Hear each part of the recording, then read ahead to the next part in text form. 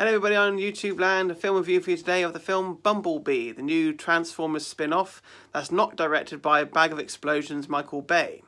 And what's the story? Well, Bumblebee has arrived on Earth and is looked after by this girl who's recently lost her father, who does a lot of repairs on cars, and stumbles upon Bumblebee, and he's lost his memory and he doesn't speak.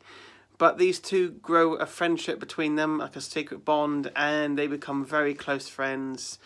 And of course the Decepticons decide to come over and cause some shit.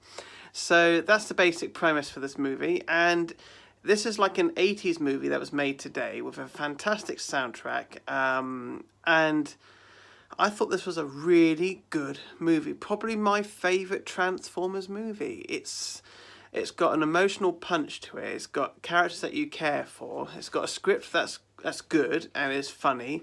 It's well paced. It's like a John Hughes film, and it's like I said, it's set in 1987, so it has a lot of 80s references and movies and so forth. Honestly, I absolutely love this.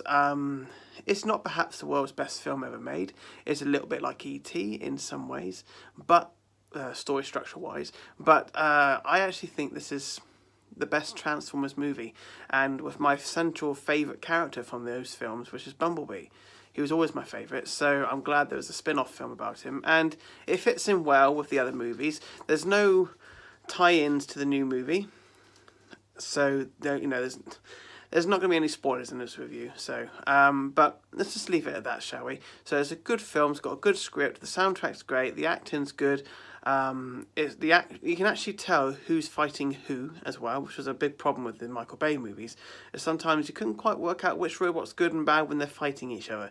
This one you can make out everything. So it's well paced. It's a character driven story, and it's come of age story, and it's got some it's just brilliant. Go and see it. Bumblebee. Personally, well, critically, I'd say it's about an 8 out of 10. Personally, I'd go 10. Yes, 10. I don't give those out too often because there wasn't anything about it that I didn't like. I enjoyed every aspect of it, and the action's very well filmed. I'm rabbiting on. Go and see Bumblebee when it comes out nationwide. It's fantastic.